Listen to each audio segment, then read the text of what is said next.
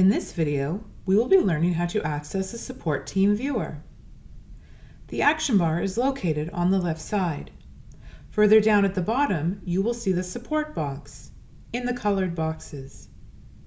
Click on it, and now, in the white part of the action bar, toward the top, you will see Support ID.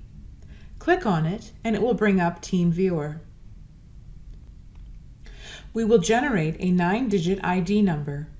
When you call 800-499-1914, we will ask you for this number. They can then shadow your computer with you and help solve your concern. Congratulations! You have successfully learned how to access the Support Team Viewer.